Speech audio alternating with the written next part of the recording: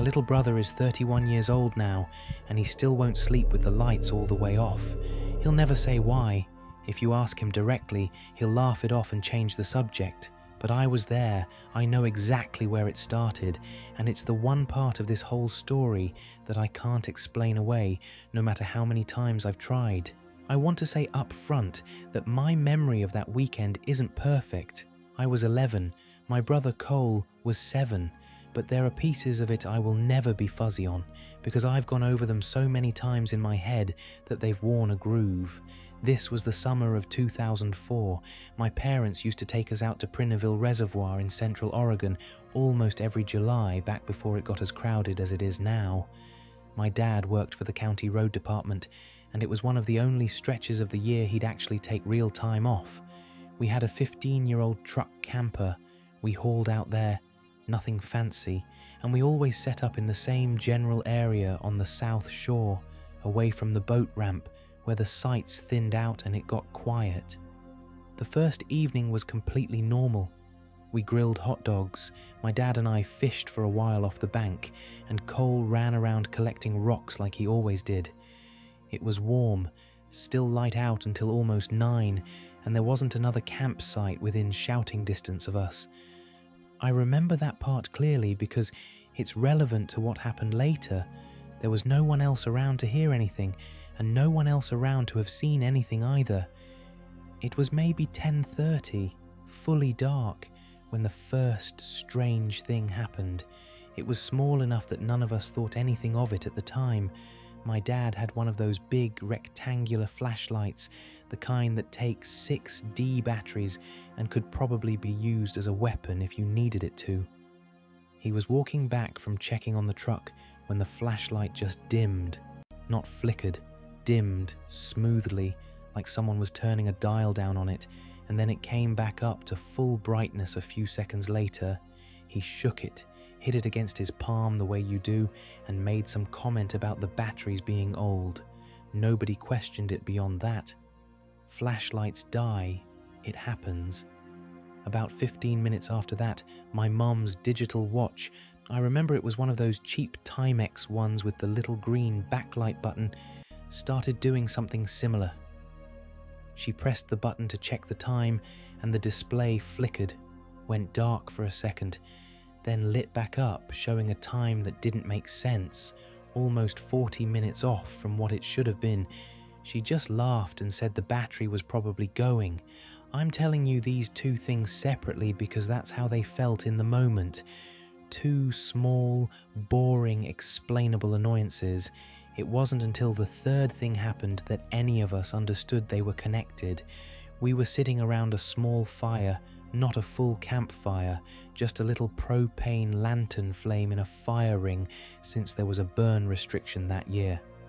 Cole was closest to the truck, and all at once, I mean within the same second, the lantern went out. My dad's flashlight, which he'd set down on the tailgate, went completely dark, and the truck's dome light, which had been on because the driver's door was cracked open for airflow, cut off too. It wasn't 3 separate failures. It was one event. Everything just stopped working all together like someone had thrown a switch, and it was so sudden that for a few seconds none of us said anything at all. I remember the quiet more than I remember the dark. There were usually crickets out there and frogs down by the water. That night, there was nothing. No wind either.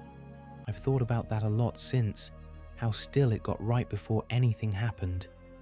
My dad got up and started fumbling with the flashlight, hitting it, unscrewing the battery cap to check the batteries were seated right. He couldn't get it to come back on. Neither could my mum's watch. My memory gets less precise here because everything after this point happened fast, and some of it I only pieced together afterward by comparing notes with my parents years later, since none of us told the same version of events the same way for a long time. What I do remember clearly is a sound, not loud, not close, but distinct, a low tone, almost like something you'd feel more than hear, coming from out over the water. My dad has always insisted it sounded electrical, like a transformer, the kind of hum you get standing near power lines. My mom has always said it sounded more like it was breathing, which I know sounds strange, but that's the word she's used every single time she's ever talked about it. I remember standing up because my dad told us to get in the truck. Not yelling, but firm. The tone he used when something was actually wrong and not just annoying. I remember Cole's hand in mine.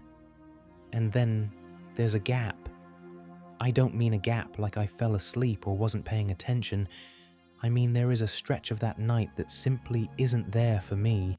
The next clear memory I have is being in the cab of the truck, all four of us packed in together, even though it only really fit three, with the truck running and the headlights on, and my dad's hands shaking slightly on the wheel in a way I had never seen before and have never seen since. When I asked him years later exactly how long we sat out there before getting in the truck, he told me he genuinely doesn't know. He said it felt like a couple of minutes. My mum said it felt much longer than that, though she couldn't put a number on it either. What we do know, because my dad, out of habit, always checked the truck's clock when he started the engine to head somewhere, is that when he turned the key that night, the clock read almost 2 hours later than it should have, based on when the fire had gone out. None of the electronics had actually been reset.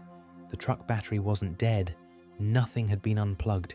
As far as any of us could figure, close to 2 hours had simply gone by that none of us have any memory of. We didn't talk about it that night. We didn't even talk about it in the morning. My dad packed the camper up early, said something vague about a change in weather, and we left almost 4 hours before we normally would have on the last day of a trip like that. I didn't understand at the time why we were leaving so early. I understand it a lot better now. Here's the part that I still don't have any explanation for, and it's the reason I'm telling this story at all. Starting that same week, Cole began having night terrors, not nightmares exactly.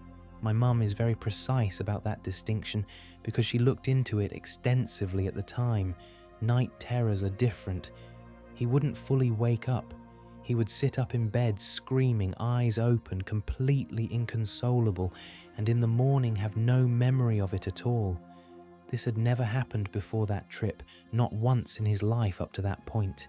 And it happened on and off for almost 2 years afterward before it finally stopped as suddenly as it had started. To this day, Cole doesn't remember much from that night at the reservoir. He was 7. What he does remember, and what he's told me more than once, completely unprompted years apart, in almost identical words both times, is a feeling of being looked at, not seen. Looked at specifically, like something was studying him rather than simply noticing him. He can't tell me what was doing the looking. He says there wasn't anything there to see, just the feeling. My parents have never wanted to make a big thing out of this.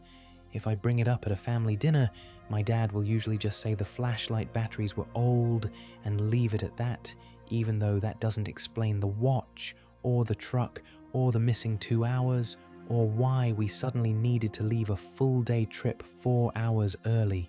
My mum will engage with it a little more, but she still won't use the word I think she's actually thinking. She'll say it was strange. She won't say what she thinks it was. I don't know what was out over that water that night. I don't know what took almost 2 hours from 4 people who were only trying to put out a lantern. And I really don't know what it is that my little brother still, at 31 years old, feels like is looking at him in the dark. If you've ever heard that same low, humming, almost breathing sound out near water at night, I'd genuinely like to know what you think it was, because 17 years later, none of us in my family have agreed on an answer.